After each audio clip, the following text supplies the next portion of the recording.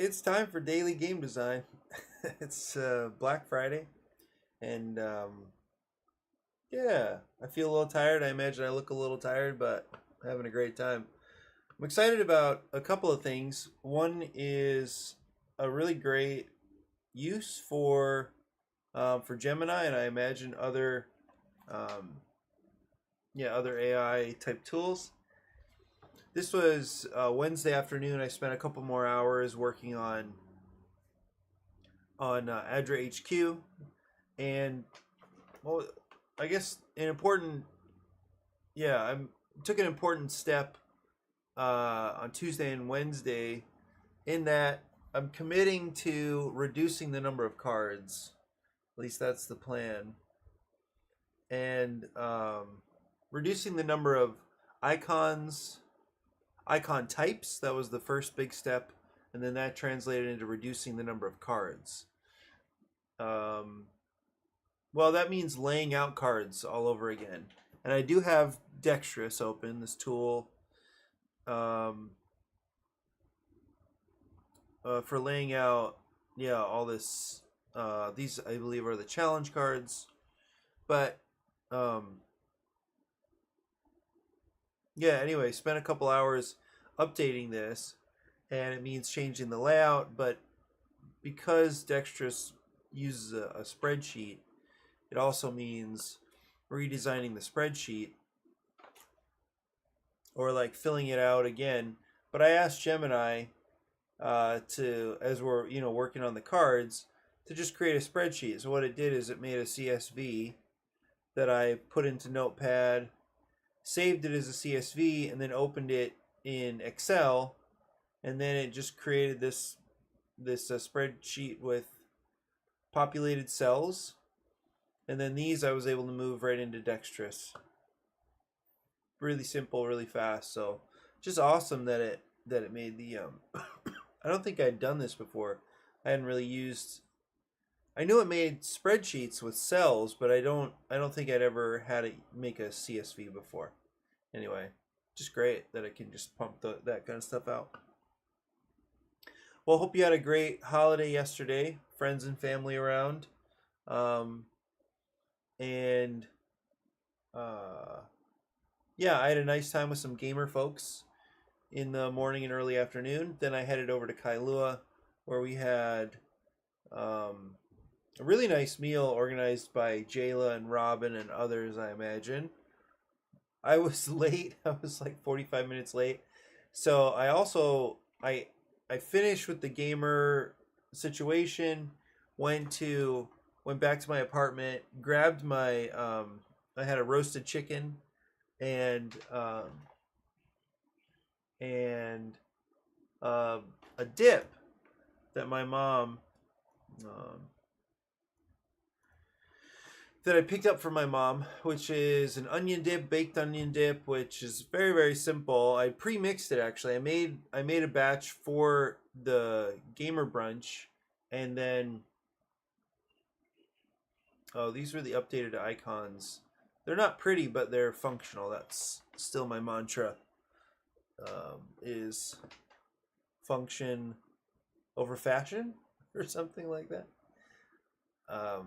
Anyway, this onion dip, very simple. I don't have the recipe from my mom. I do somewhere actually, but I couldn't remember where it is. So I just looked something up, and it's equal parts diced onion, mayo, and some form of cheese. I used Colby Jack. The recipe I found asked for Swiss, which I thought could have been interesting.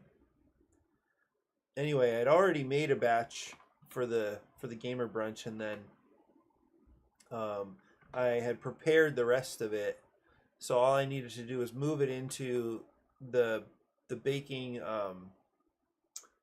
the pan, and took the chicken, loaded my car real fast, and then shot over to Kailua. But by the time I was there, and we got caught up in a game of SETI, which I was getting absolutely trounced in, like I made some early mistakes, and like I had made almost zero progress when I let Phil take over, and I'm sure he was a little disappointed. in my performance up to that point. Anyway, so I knew I was going to be late to this other meal and grabbed my stuff quickly. The thing is, what I was taking with me was unmade. I mean, it was, I still had to get the items in the oven. So I arrived, the oven was still warm, put everything in there for like 30 to 40 minutes. And by that time, people were, just before I was about to pull the stuff out, folks were kind of getting their seconds, and so it just ended up being kind of a waste as far as contributing to that meal. It was a little sad, but anyway, great time with very good people. Then after, I went over to the big house with Justin, Chris, and Gabrielle. We chatted for a while and then played a couple of simple games. Had a great time. Anyway, that was essentially the schedule of my Thanksgiving. It's just nice to pause, be grateful. There are a lot of things to be grateful for. So, yeah, it's a good thing just to be reminded that, yep, it's important to be grateful. And there are things that I wish would be different, things moving faster along, whatever it is. There's plenty to hope for in terms of change, but there's also plenty to be grateful for. So, yeah, hope you had a nice time. My plan for Black Friday is to head over to Armchair. I think Armchair opens at 8. I think Other Realms opens around 10. So I'll want to stop in for both of those Black Friday deals. I'll probably look around on Amazon a little bit. I'm always a little behind. I really should have put my Pathfinder game up, posted that it would be on some kind of Black Friday sale, but I'm kind of behind in terms of that cycle. We're also hoping to have our deals for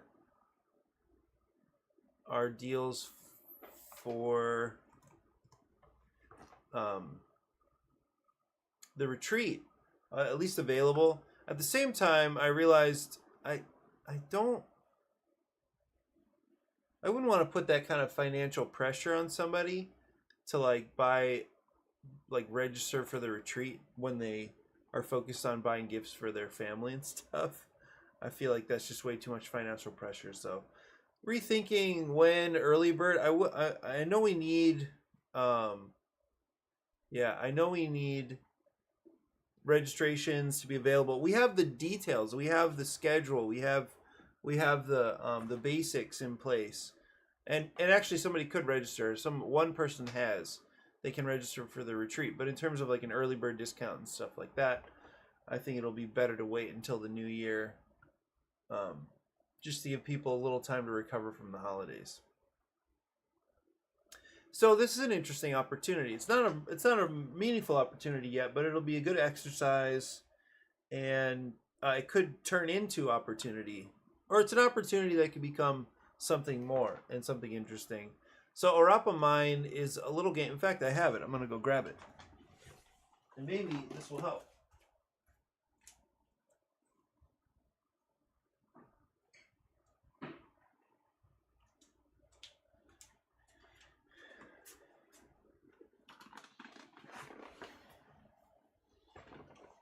So this is Orapa Mine. It's this great little small box. In the box, you find these sets of so-called gems or gemstones.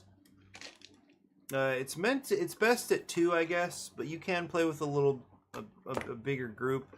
Maybe it's just teams guessing or something like that. You have a couple of screens. So that's those. And then you have grids. So like that. And then these sheets that are just representations of the grids.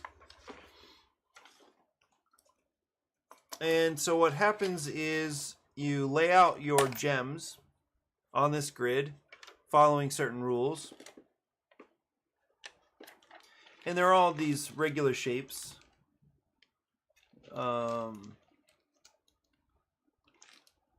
Yeah, triangles, several triangles, a square, a parallelogram. Anyway, they get arranged on your screen, and then you and the other player start asking. Um,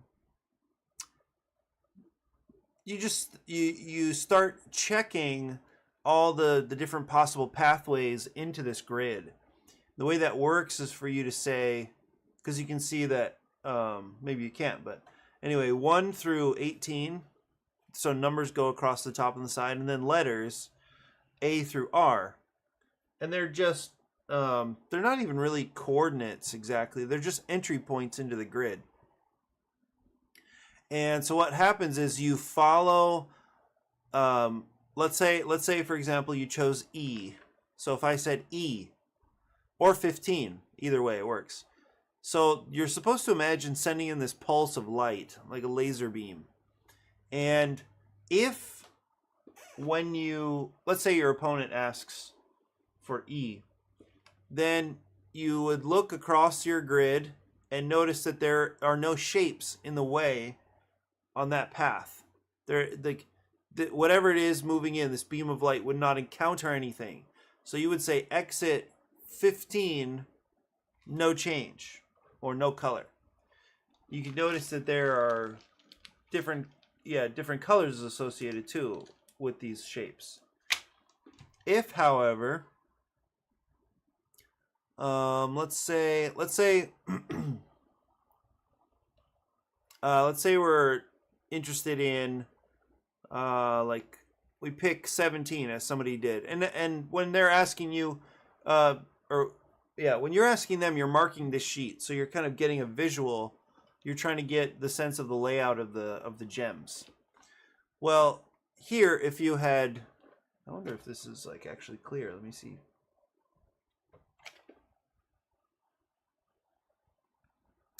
Okay, so if you choose 17, which is down here in the corner, you choose 17, you shoot this pulse of light in, and then it travels until it hits an object. And it will react to that object. And in this case, it is going to make a 90-degree turn and go down. It hits this angle on the blue block. It goes directly down. So what you would hear is P blue.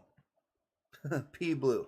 So you say 17, and then your opponent is going to follow that beam until it hits blue, the little blue square, and then it'll bounce straight down, and then the report will be P blue. Okay, so that's like the simplest scenario. And because you know that blue is a square, you know exactly where exactly where to fill in the rest of the shape. Well, things start getting more complicated. Let's say that you had said 16. Let's say you said 16. So the light travels in here, bounces up from blue, bounces up and hits this big white triangle. And then it continues across, hits this triangle right here, and then it goes straight down. Well, so you would hear exit I think it's sky blue. So when you hear kind of a specialized color or a slightly more complex color, what you learn is that beam encountered more than one shape. We're not even talking about the advanced shapes, but you based on the location of the exit and based on the color that's reported, you start to get a sense that beam interacted with, well, you know for sure that it interacted with more than one thing, but you're not sure exactly where those things are. So you know that at least that blue and at least one white were involved. But you wouldn't know right away that 2 white triangles were involved, except that you can guess that if there was only one, you would know because it would have exited somewhere on this edge, right? But because it didn't, you know that it interacted with a white triangle somewhere over here and shot the light straight down.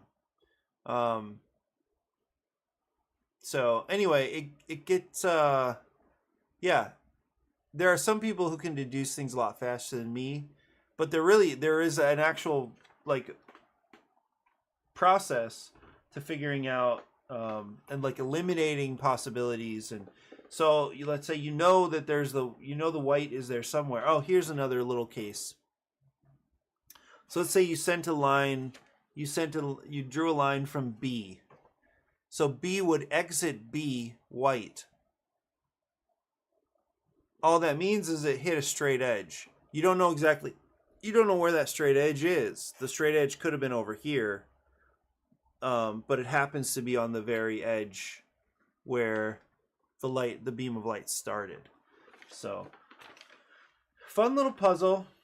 And what was interesting is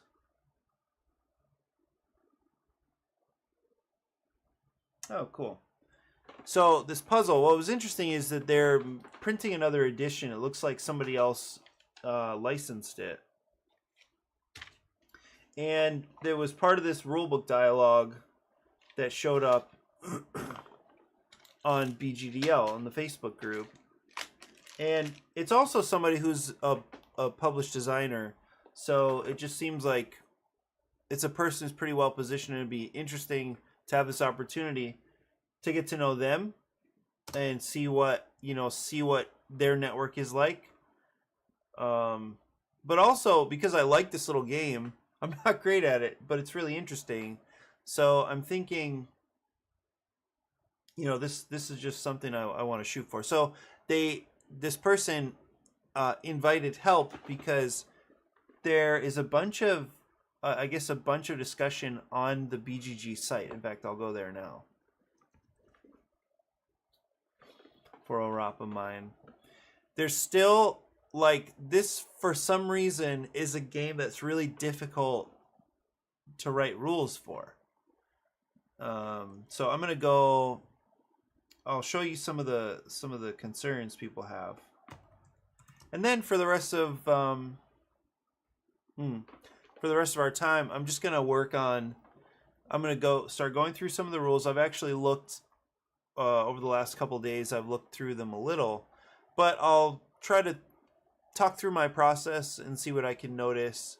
See if there would be a direction for clarity.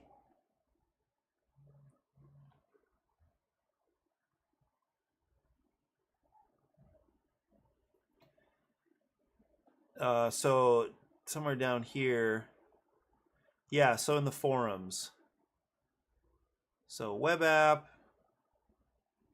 Okay, the most recent stuff is right here. Recent threads. So clear gems. So there's definitely an issue with the advanced gems. I didn't even describe how they work. Okay, placement questions. So trying to figure out the placement rules and don't understand one part about touching edges and corners. We had one very specific example and cannot understand if it is allowed or not. I confirmed this with the publisher. Yes, that is allowed. Thank you. Okay, so let's look at this example. So a few really important details here. So the rules for, actually I can read them. I think these are the updated ones. I'm gonna read the older ones. So let me just pull the rules from the actual box. One interesting thing looking through the forums here on BGG is that as the game was translated into different languages, as the rules were translated, it turns out that some of the rules are clearer than others, or make more specific claims about how you're allowed to place things.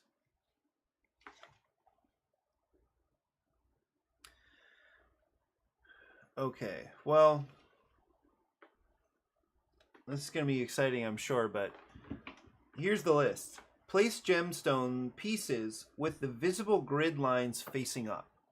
That's the first thing. You notice that on these stones, you can see these lines, and it just turns out that those lines are only on one. They're only on one side of the shapes. So I've got a white triangle here. You can see those grid lines, and then on the other side, you can see that it's blank. So I'm not sure why they did that. It might be better if they just print the lines on both sides so you can eliminate a rule. Wouldn't that be nice? Okay, and then align the corners of pieces with the grid points on the board, ensuring the lines within each piece match the grid lines. So all that's saying is you can't have it twisted in a funny way.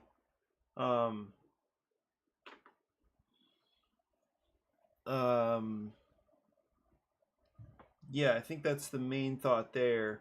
Oh, so even though, so this is an equilateral, no, what is this? This is a right triangle? It's not, is it?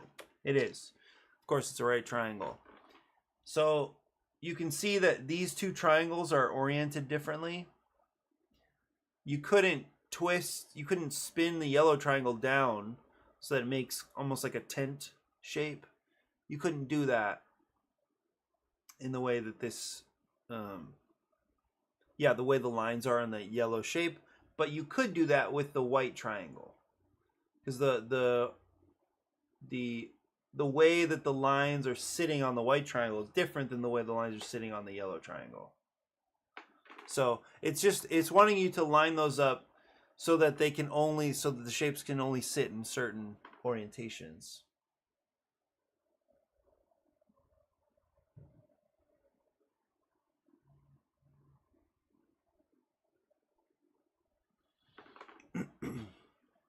Okay, so far so good.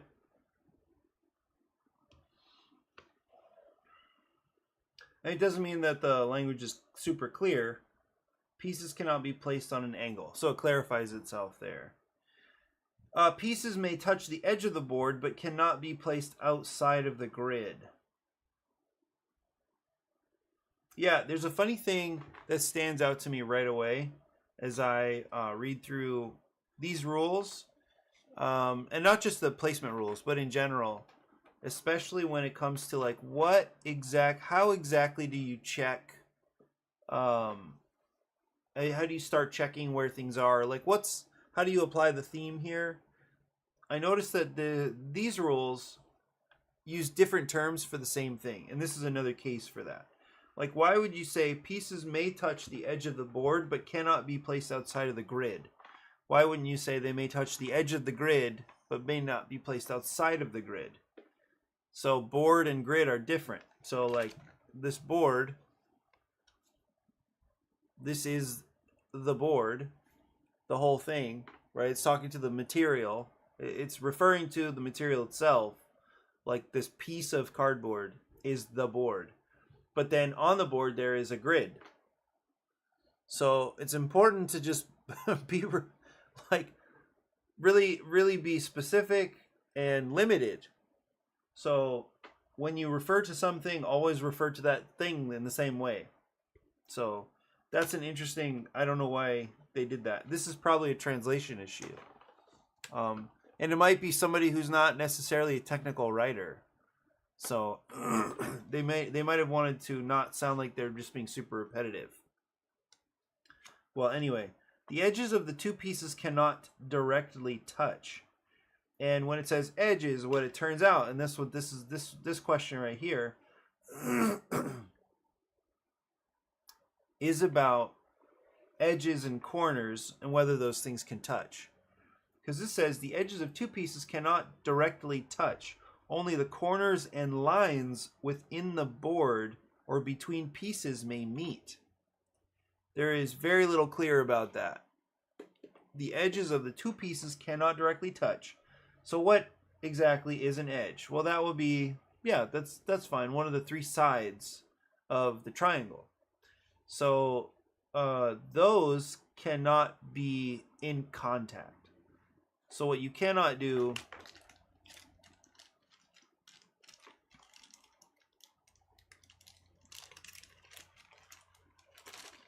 of course, what you can't do is set the pieces next to each other such that the edges are actually like fully in contact. So you definitely couldn't place two shapes like that or two shapes like this. Of course, the grid lines wouldn't match. Maybe it's a better example to look at. That'd be yellow and blue, I guess.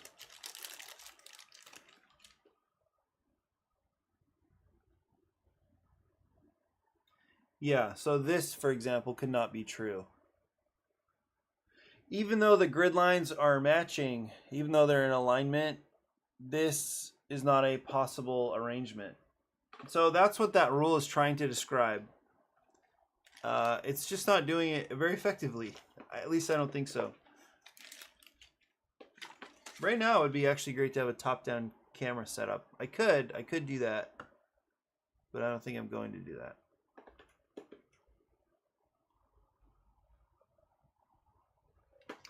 Okay, next one.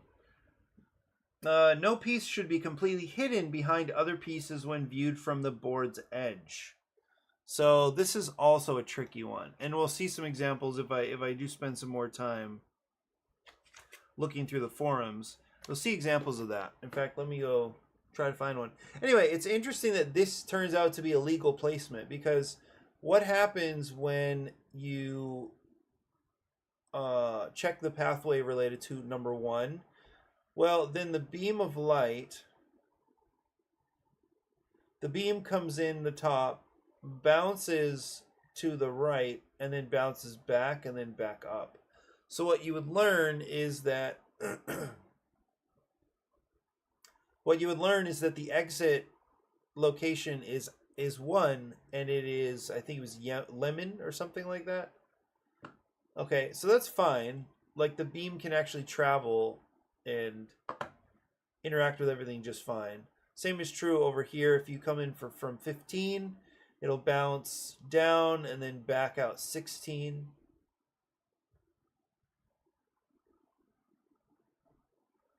And that you could deduce that's only possible with these two touching.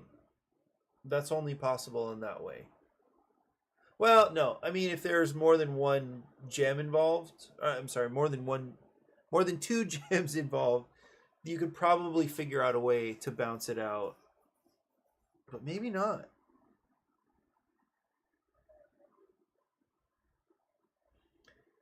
Yeah, because if, let's say, the white gem, if the clear gem is involved, because the clear gem doesn't change the color of the light, so it could happen if there was a clear gem and then the other white gem, probably. But I'd have to spend some time laying all that stuff out. Well, anyway, so I can see why this is legal. It's because this is not disruptive. It doesn't hurt to do this. Okay, but this is the guy who's, yeah, he's doing all this work to try to like clarify stuff. Anyway, I'm gonna look at a few more of these. See, I clicked through some of them. What pieces do I need to change? Oh.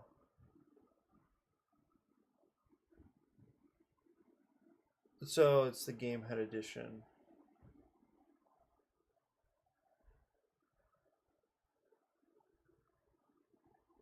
Core gameplay will be the same. Expected release in May 2026. So,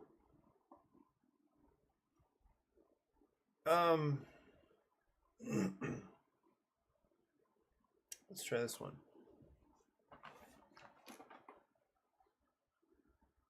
Okay, so these are touching. Obviously, that's not going to work. What does it say, though? The placement of blue Yellowstone is illegal, isn't it?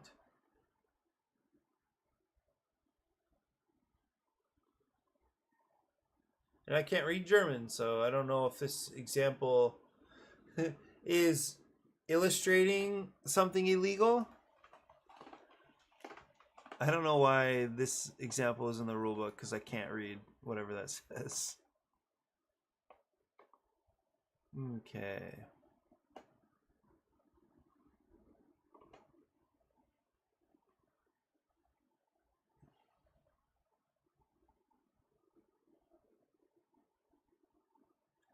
Blue, red, white is light purple.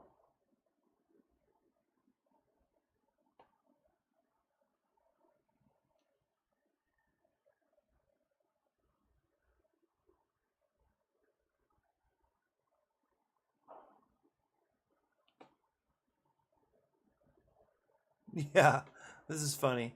Like, this person is actually trying to figure out what color the light would actually make when that's not the question. It's in the game. What should you say that that color is? Yeah, okay.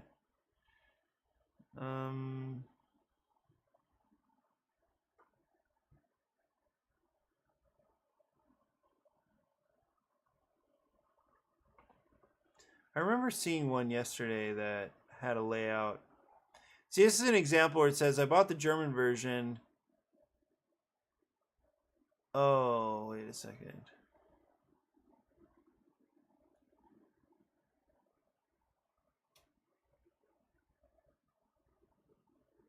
There's one that said the German version says something more clearly or something like that. So I think that's kind of interesting.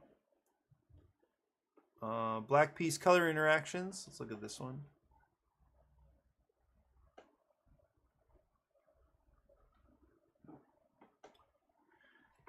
I don't really know. I feel like the color stuff is actually one thing that's done pretty well already. Oh.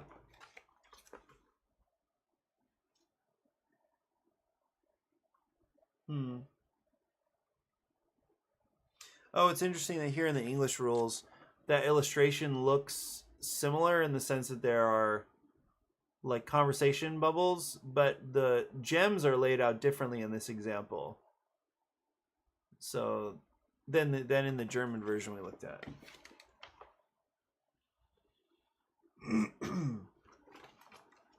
The color is actually one of the things that they do well, and they put it on the screen here. Because you might think, yeah, the colors should be even more detailed, but they don't need to be. Anyway, if the pathway includes interacting with, it lists every possible combination here, and it gives each combination a name. So there should be no confusion about what to call colors.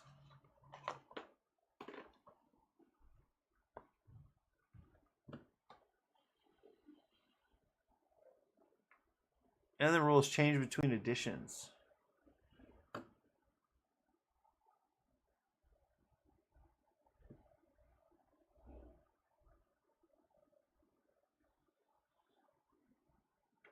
Light orange, yeah.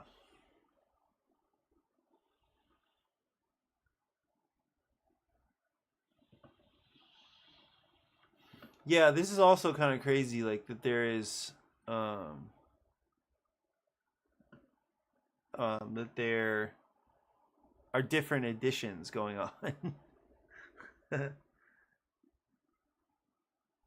Yeah.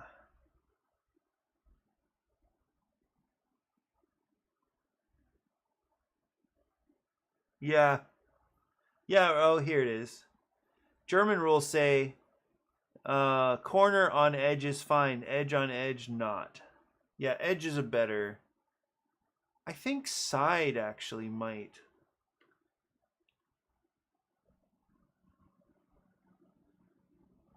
Edge is good, but I feel like shapes have sides. Anyway, one of the things I'm trying to do here is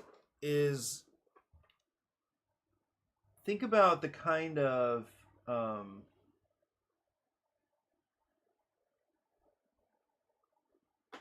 cool. Is think about the kinds of terms to settle on that would be most clear for most people most of the time. So I'm going to take note of that. Is this an edge or a side? I also don't love the layout, the side-by-side pages. I get why it's here, but I think I'm actually gonna... I don't like editing it this way. Terms. So are we doing edge or side?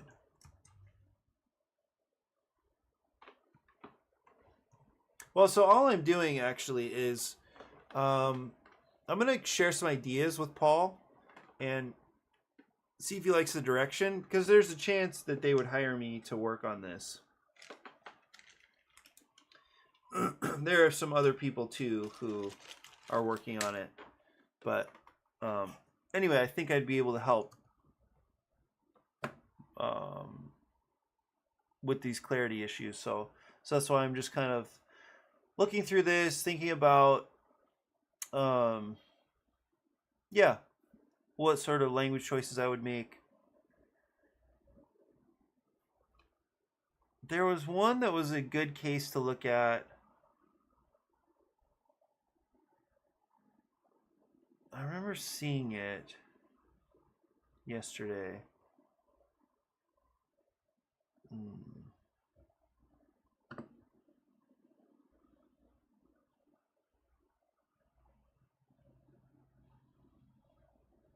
Oh, okay. Here it is.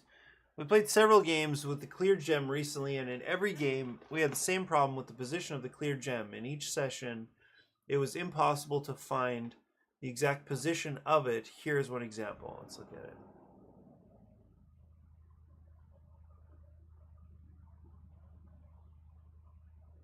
Yeah, so this is tough. So whoever laid this out is just trying to be a jerk, honestly. But that's part of the game. I mean, you can set up things more easily.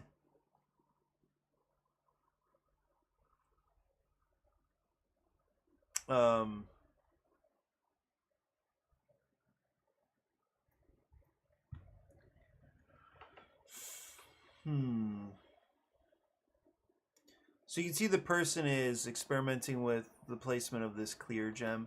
This is the first you've seen the black and the clear. So what happens is, with the black gem, the beam of light is absorbed. So you'll send it in, and then let's say whatever this is, 5. It comes in 5, and then it just never exits. It doesn't go anywhere. If it was any other color, let's see, it would bounce here, it would bounce straight down to the right, and then back up and out. What the clear gem does is it still changes the direction of the beam, but it doesn't affect the color. So, and I think,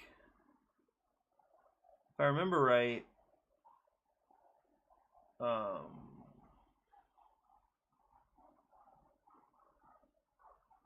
yeah, so there's the rule that it has to be,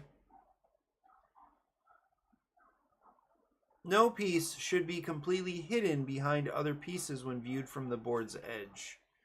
So what that's not saying super clearly, but I think its meaning is, if you were to check from every edge of the board and you cannot at any point see a gem, a particular gem, then that placement is illegal. I think that's what it's trying to say. But here, you can see, oh, no, you cannot.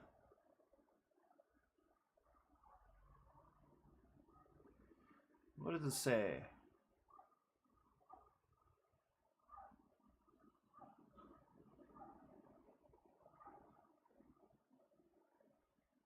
Yeah, but see, this is very different. So here's this clarification. I believe that, or this is Paul's understanding of the rules. I believe that the clear gem here meets placement conditions because it can be reached by a beam from an edge. I believe that is the visibility requirement. That's definitely not what it says. So that's an interesting problem. There are lots of little corner case problems like this. The game had, okay, so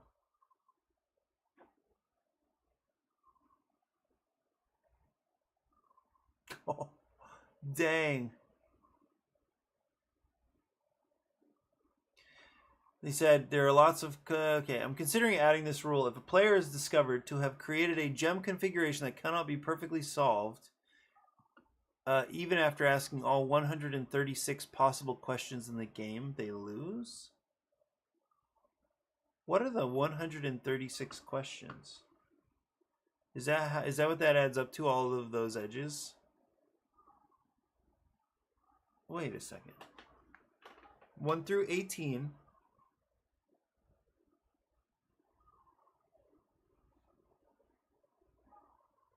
and A through R. That's another 1 through 18.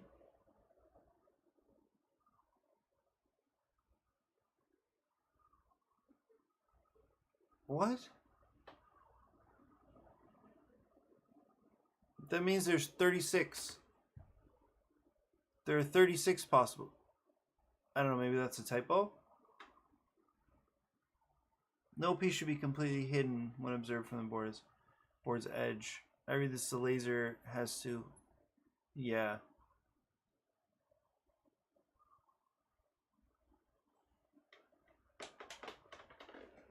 Oh, does he ever... It says the designer. So he's talking to the designer about this. I'd say in that image I can observe the red block by firing on L.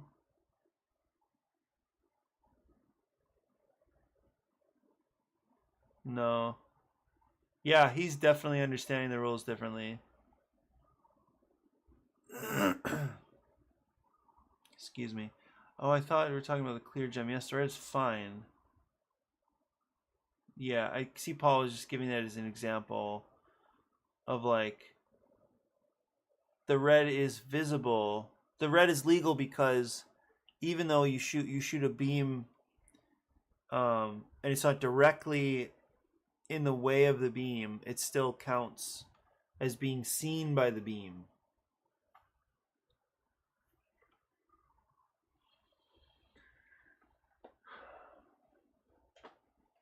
Yeah.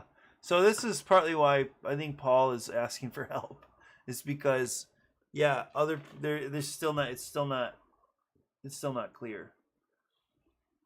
The clear gem in these photos is completely hidden by other pieces, and so is an invalid placement. I don't understand Paul's comments at all. That's my interpretation. Direct hit, not indirect by another piece. My interpretation is just that the game is about observing the gems by firing the beams. If the rule was about observing them directly in a straight line, I think they would have used seen. We'll just have to wait for Jung Hee.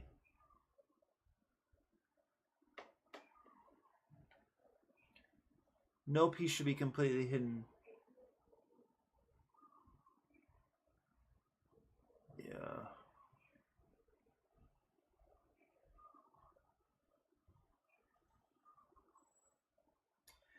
Yeah, question of intent. So I wonder, because we can do something real quick here. I have the Korean rules. This would be the original. And what I'm going to do is just see if like Google Translate has anything else to say.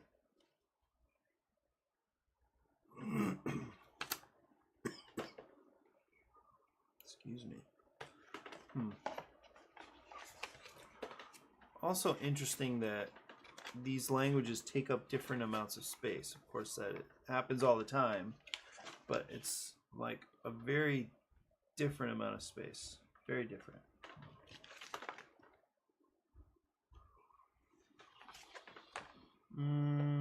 Okay. Where was that? That was in the list. No piece should be okay. The same number of rules exist in both editions, so that's important and helpful.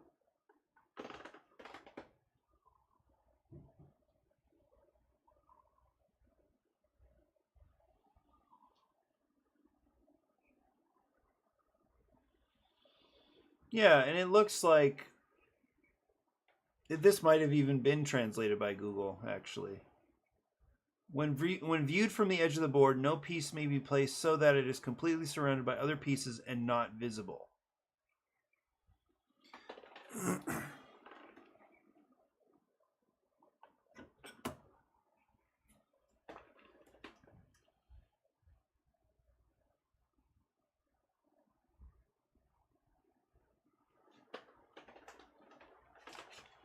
Yeah, that's just a design question. That's not a clarity question. Like, you can't write that more clearly. It's either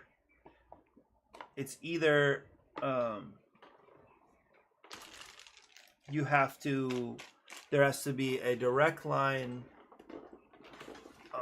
to each object on the board, or there does not. So that's a design question.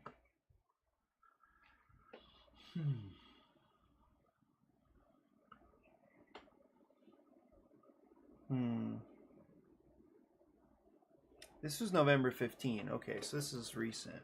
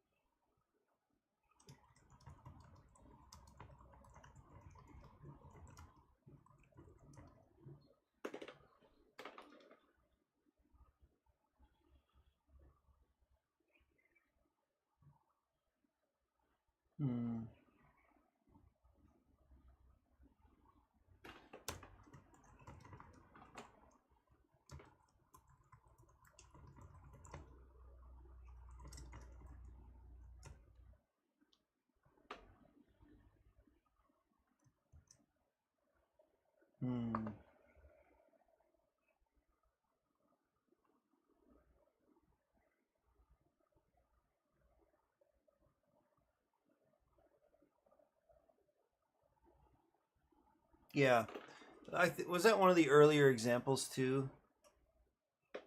Clear gem, yes, number one, most recent.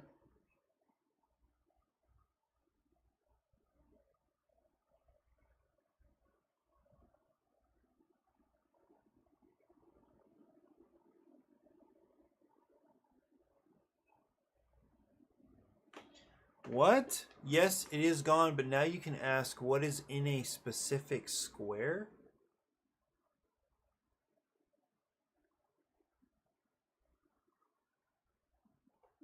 I don't think that was in the edition that I've played. Taking a turn. Send a radar pulse into your opponent's grid.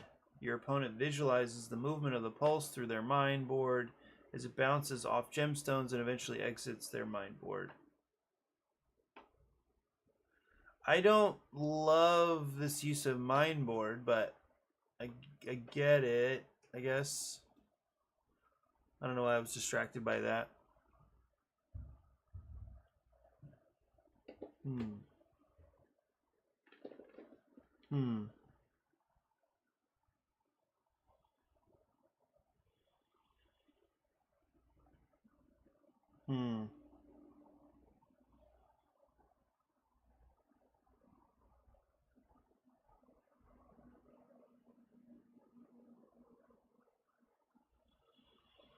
Yeah, I didn't know about that question.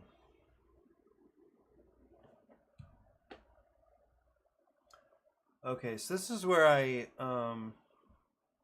yeah, I made a few changes already just to experiment with. So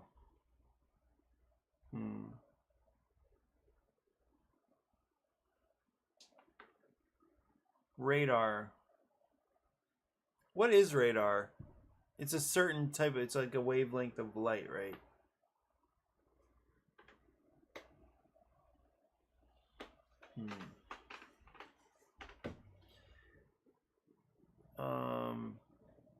Is it a type of light?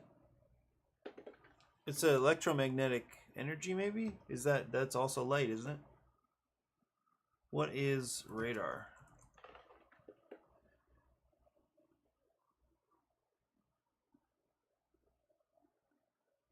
Oh yeah. Hey Francisco. I suppose I missed you. Yeah, happy Thanksgiving. It was cool to catch a few minutes. I didn't realize it was a something-a-thon. What did you call it? A a subathon or something like that. The more people that subbed, the longer you had to stream or something like that. That's cool. Oh, it's a radio wave.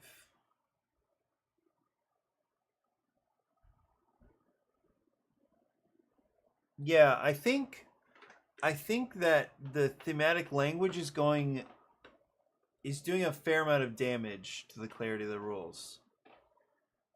Because what are we talking about? I mean, are they using radar? If they are, then you probably shouldn't be talking about beams of light, right? I mean, it seems clearest to think of what's happening as if it's a laser beam. So, yeah, but then that's still thematic because that's not actually what's happening.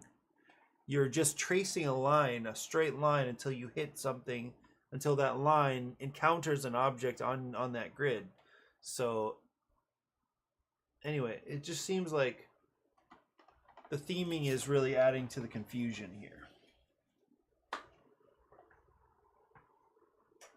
So one of the things I wanted to do as I draft here is to reduce the thematic language, or at least pick an image that fits, that works well, that's really clear. But how could I describe what's happening without relying on theme? I think, in other words, stripping out the theme here seems like it could be a really helpful direction. So still in the introduction, you're talking about what's going on at this mine, because apparently that is something you can do. You can find things in the ground by shooting radar into the ground. Cool. But then what's going on, yeah, with the rest? Well, with the rest of the game, you're talking about light. And it's important to talk about light because the shapes have colors, and the colors affect the reported color of light that leaves. Anyway, what are we talking about? Beam. What was another one? There were a few.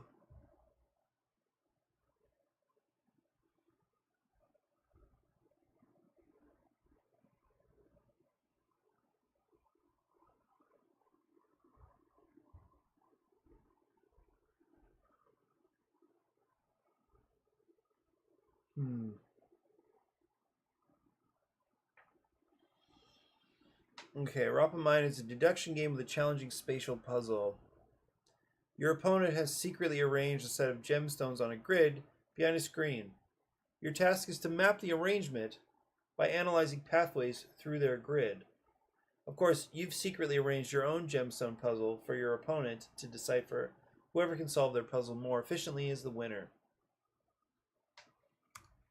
I feel like that's a decent overview. I moved some stuff around, changed a little bit of the verbiage, but not much. And now this would be later on now. This is a gameplay observation.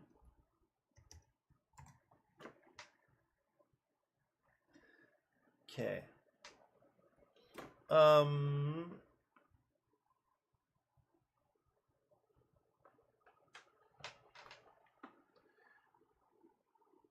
Pathways or paths through the grid. That was a question that I had too, because I wanted to introduce the idea of a path. Paths, analyzing paths through the grid, through their grid. Okay, setup for 2-player. Take a screen, mine board, pencil, player sheet. And I'm not sure why in standard set of gems, right? Just get all the components.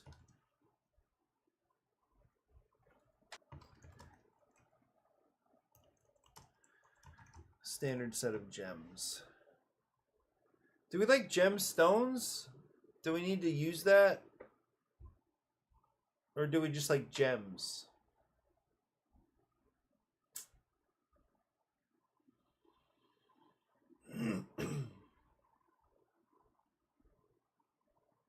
gemstones, doesn't matter. Take a screen, mind board, pencil, player sheet, and a standard set of gems. Place the mind board, player sheet, and pencil behind your screen, out of view from the other player. I guess we should. I don't know.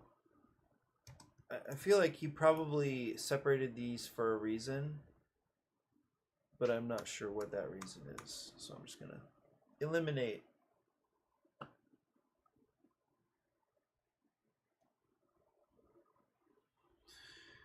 Okay, place each gemstone on your board according to the following on your mind board.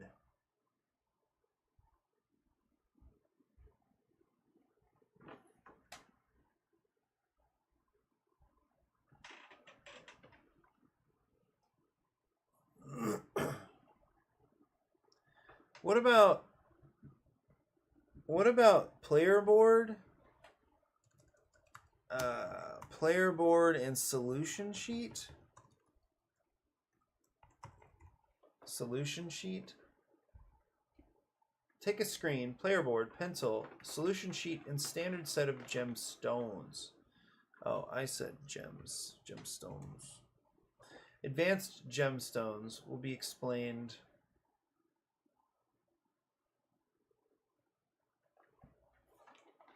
For advanced gemstones, I'm going to try to avoid will be explained.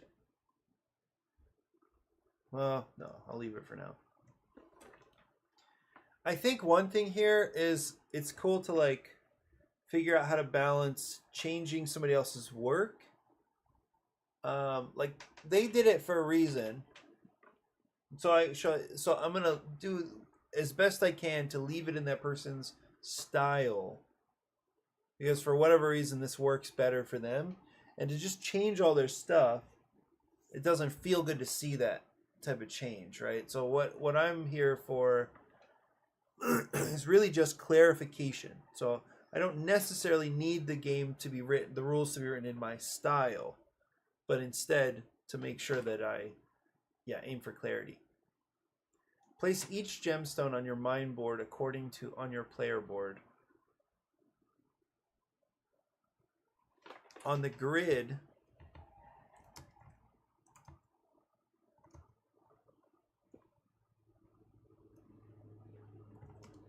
of your player board according to the following rules. Gemstones must lie entirely on the grid.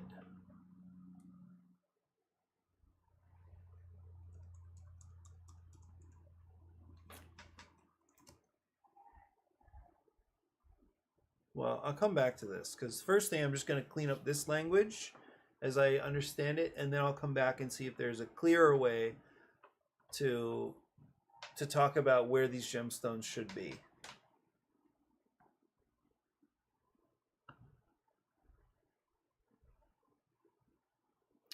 The first thing, I think the first and most important thing is this idea that the lines on each gemstone must align with the grid lines printed on your player board.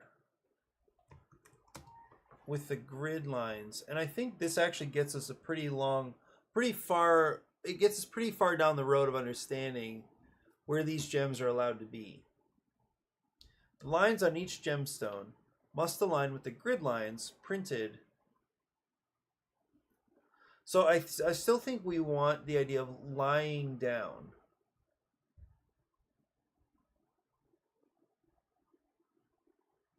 The gemstones must lie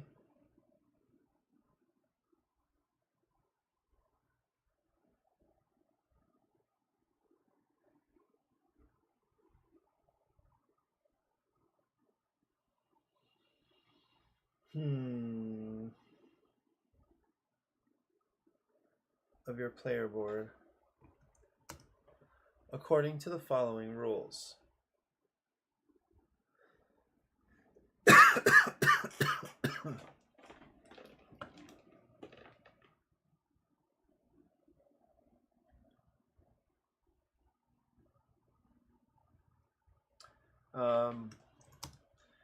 the grid lines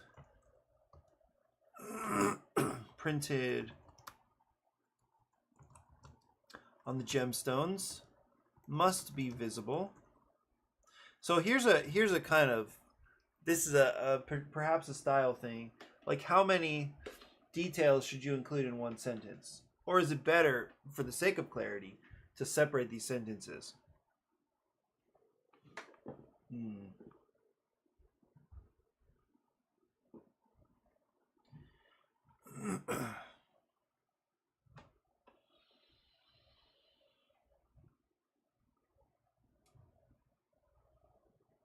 Must be visible.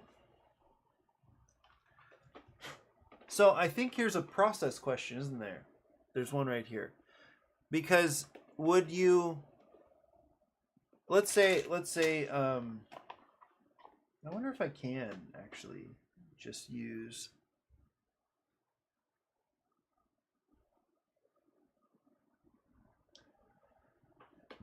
I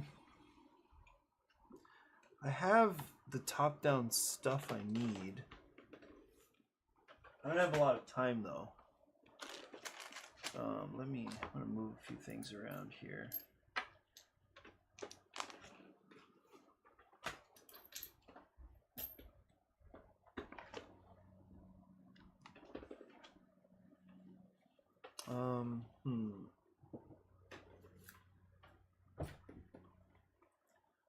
What could I do?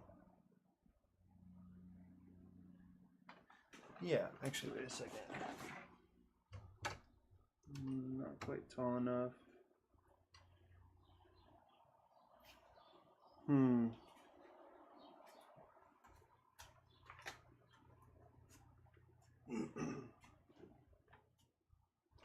I remember there being a wireless way. I thought there was a wireless way to make, to get the camera to work.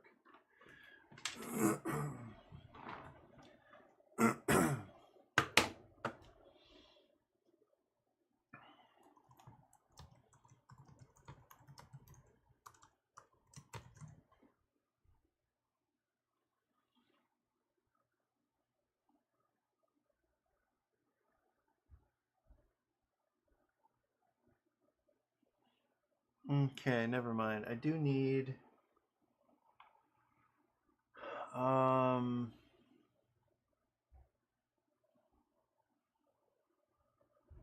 need a USB-C cable.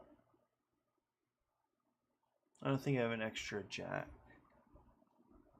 for that. Huh. Actually, maybe I do.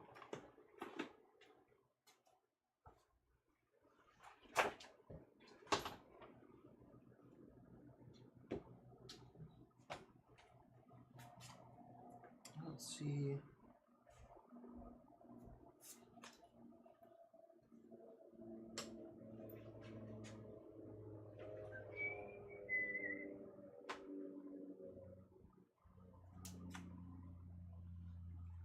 I had another white cable. I just got it.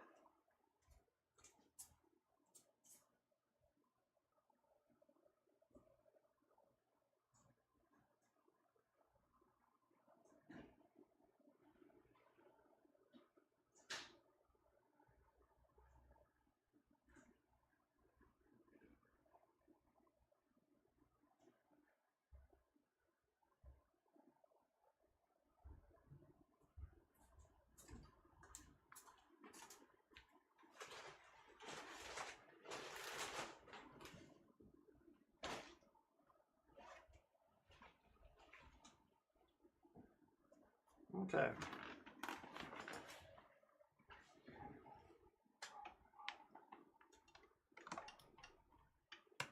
I don't know what happens if I plug this in where I usually charge my laptop. Like if I don't have it in the...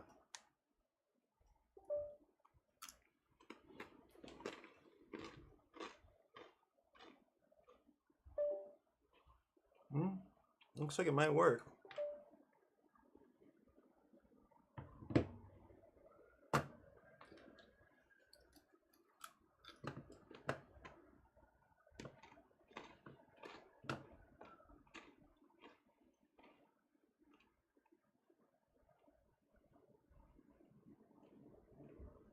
Video capture.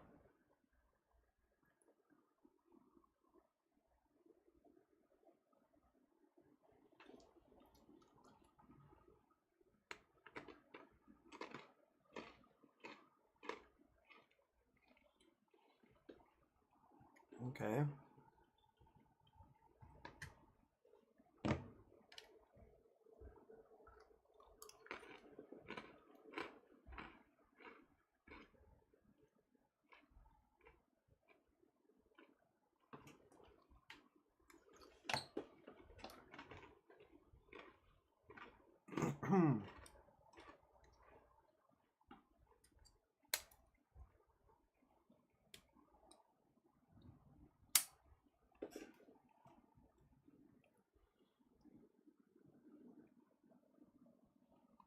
Interesting.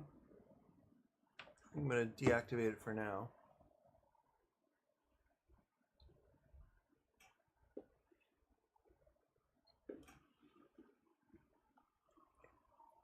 Well, it's definitely doable. Seems like it.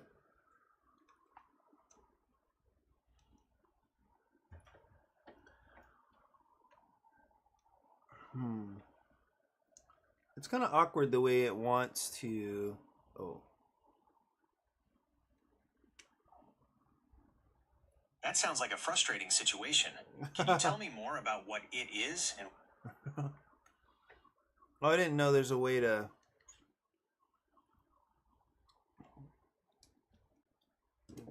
push buttons and then...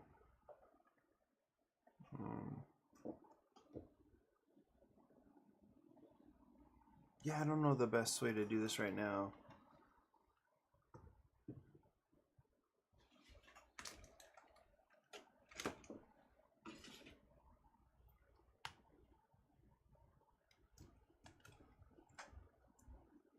Worth it though. Totally worth it.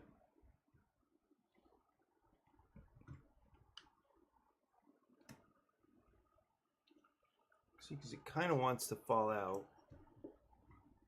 With this is a really old...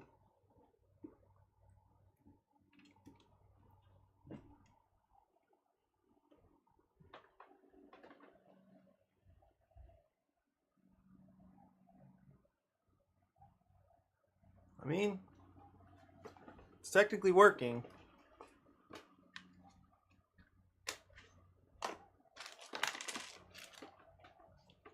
So here was the question I had. Oh.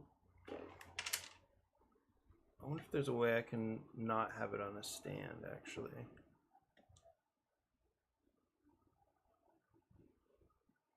Anyway, that's fine. Okay. This is a, what is this? Oh, this is like a tortilla holder that my mom made for me. And what I use it for is basically a coaster, which is also great. I use it almost every day. So here's the question I had.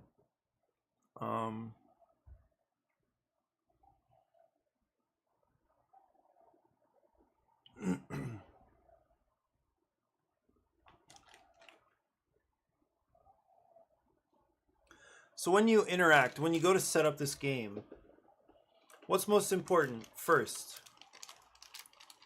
So say we throw all these pieces down. Oh, interesting. There are no lines on the clear one. There are no lines at all.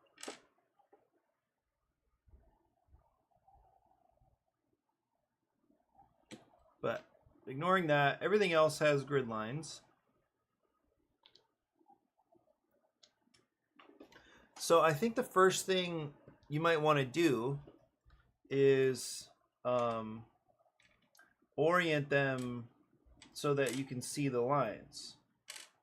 This is just arbitrary because the other option would be first you just place them on the grid, right? However, place them within the grid and then start orienting them appropriately. No, I think the first thing to do is lay them out so that you can see the grid lines. So I'm going to go with that first.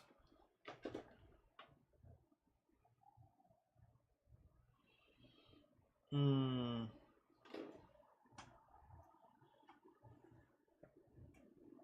Yeah. So the grid lines on the gemstones. So the first thing that to care about is that the grid lines are visible. So that means that they're all laying this way, so that you can see. Is that a bright light? What is this? Oh yeah. So first they're all laying like face up.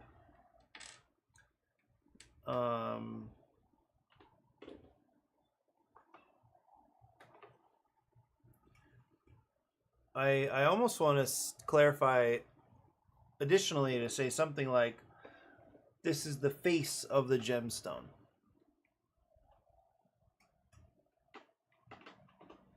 But I don't think we need it. So follow the lines on the gemstone. Whoa. Following rules. The grid lines on the gemstones must be visible. Yep. Okay. From above.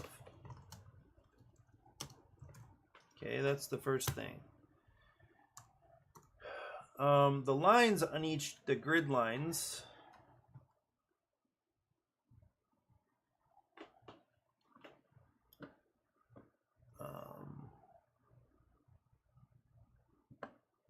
I guess I could technically move this, just move this over here. And that's fine, maybe.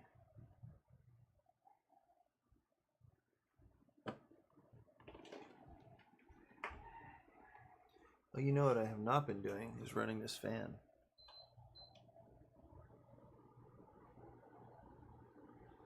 It's awesome. We haven't lost the connection. Okay.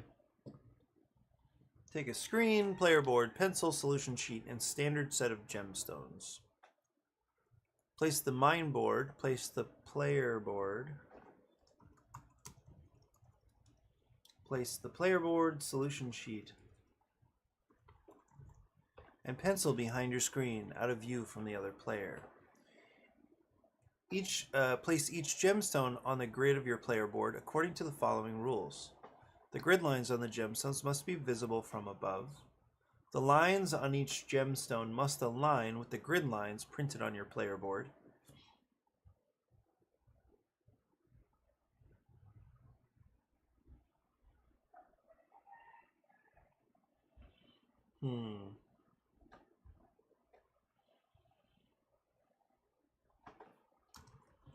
I'll just say it. The grid lines on each gemstone must align with the grid lines printed on your player board. Gemstones must lie entirely on the grid.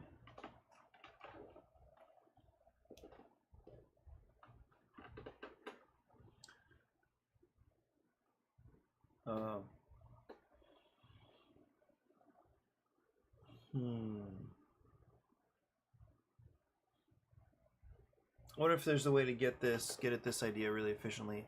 Okay, the other thing is it's like 7:40, almost 7:50 for me.